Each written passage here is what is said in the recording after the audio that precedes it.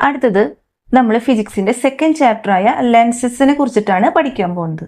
ഇവിടെ ആദ്യം തന്നെ പഠിക്കാൻ പോകുന്നത് where else are lenses used, എവിടെയൊക്കെയാണ് ലെൻസസ് ഉപയോഗിക്കുന്നത്. ഇവിടെ കുറച്ച് എക്സാമ്പിൾ തന്നിട്ടുണ്ട്. ടോയ്സിൽ ഉപയോഗിക്കുന്നുണ്ട്, സ്പെക്ടാക്കിൾസ് നമ്മുടെ കണ്ണടകളിൽ ഉപയോഗിക്കുന്നുണ്ട്, ഡോർ ലെൻസിൽ ഉപയോഗിക്കുന്നത് കോൺകേവ് ലെൻസ് ആണ്. അതായത് lens fixed on the door to view the outside, പുറത്ത് ആരെ വന്നെന്ന് കാണാൻ വേണ്ടി നമ്മൾ നമ്മുടെ വീടുകളിലെ ഡോറുകളിൽ എന്താ പറയാ ഫിക്സ് ചെയ്യുന്ന ഒരു ലെൻസ് കോൺകേവ് ലെൻസ് ആണ്. അപ്പൊ ലെൻസ് ആ ഒരു ഡോറിൽ ഉപയോഗിക്കുന്നുണ്ട്. അതുപോലെ തന്നെ ബൈനോക്കുലേഴ്സിൽ ഉപയോഗിക്കുന്നുണ്ട്, ഫിലിം പ്രൊജക്ടറിൽ ഉപയോഗിക്കുന്നുണ്ട്, റീഡിംഗ് ലെൻസിൽ ഉപയോഗിക്കുന്നുണ്ട്, അതേപോലെ തന്നെ മൈക്രോസ്കോപ്പ്, ക്യാമറ എന്നിവയിലൊക്കെ ലെൻസസ് ഉപയോഗിക്കുന്നുണ്ട്. ഇനി ഇവിടെ ഒരു ക്വസ്റ്റ്യൻ നോക്കി, what makes these lenses different from a sheet of glass. Important ആണ് കേട്ടാ. ഒരു ഷീറ്റ് ഓഫ് ഗ്ലാസ്സിൽ നിന്ന് എങ്ങനെ വ്യത്യാസപ്പെട്ടിരിക്കുന്നു ഈ ലെൻസസ് എന്ന് പറഞ്ഞത്, അതിനെ കാണിക്കാനായിട്ട് ഒരു എക്സ്പെരിമെന്റ് തന്നിട്ടുണ്ട് താഴെ. ഇവിടെ ഒരു എക്സ്പെരിമെന്റ് നോക്കി. ആദ്യം ഒരു ഗ്ലാസ് ഷീറ്റിനുള്ളിൽ കൂടെ ഒരു പേപ്പറിലേക്ക് നമ്മൾ ലൈറ്റ് കടത്തിവിടാണ്.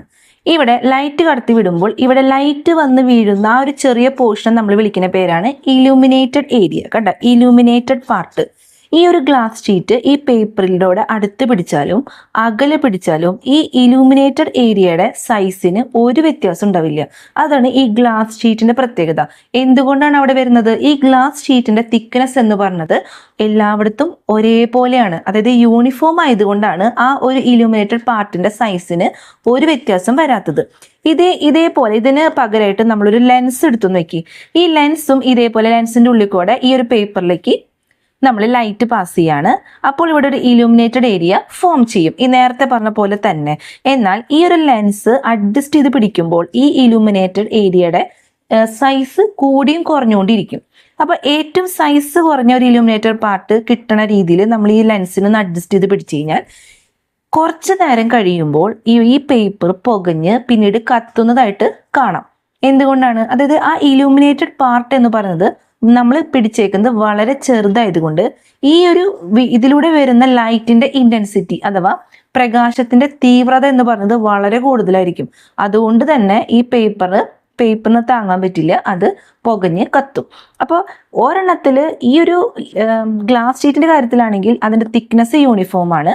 എന്നാൽ ലെൻസിന്റെ കാര്യത്തിൽ എന്താണ്? അവിടുത്തെ തിക്നെസ് യൂണിഫോം അല്ല, തിക്നെസ് എല്ലാ ഭാഗത്തും ഒരേപോലെയല്ല. അതാണ് ഈ ഗ്ലാസ് ഷീറ്റും ഈ ലെൻസും തമ്മിലുള്ളൊരു വ്യത്യാസം.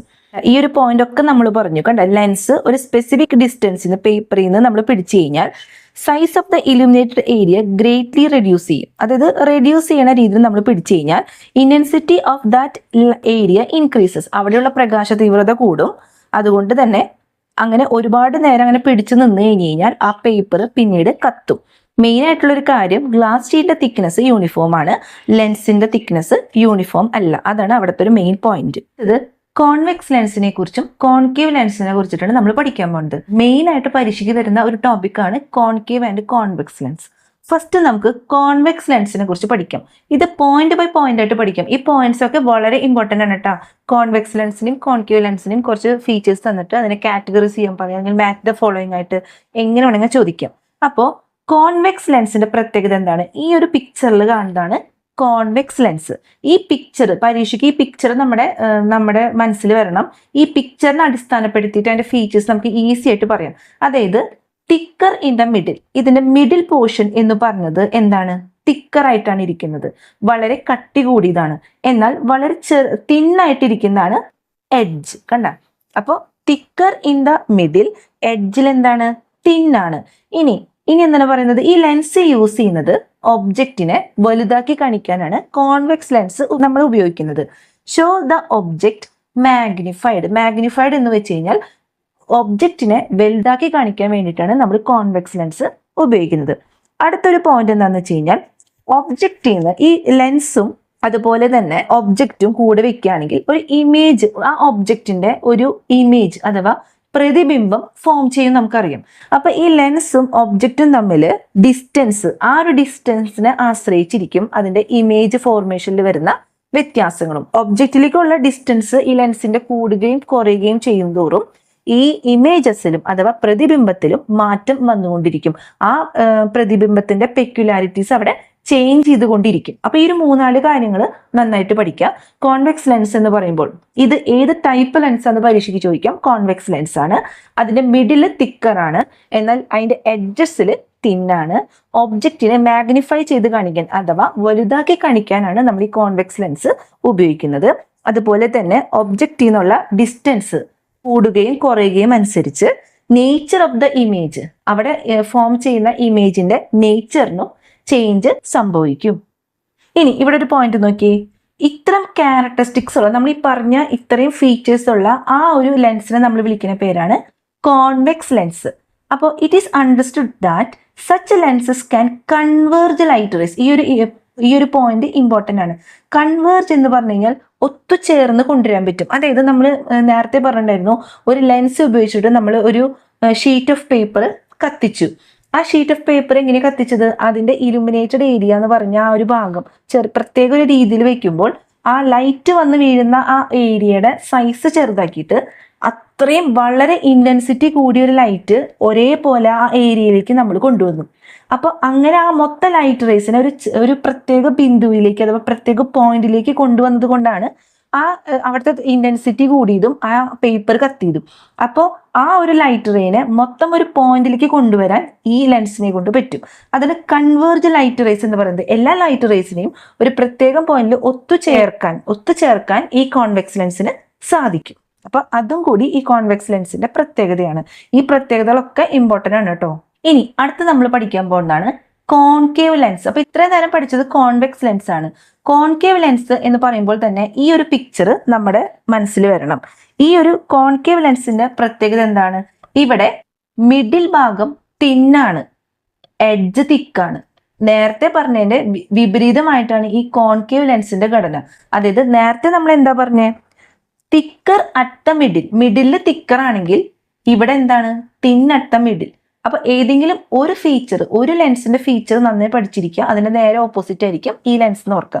അപ്പൊ കോൺകേവ് ലെൻസിന്റെ പ്രത്യേകത തിന്നർ, ഈ ഒരു ഭാഗം കാണുമ്പോൾ തന്നെ അറിയാം, thinner at the middle and thicker at the edge. ഇനി വേറെ പ്രത്യേകത എന്താണ്?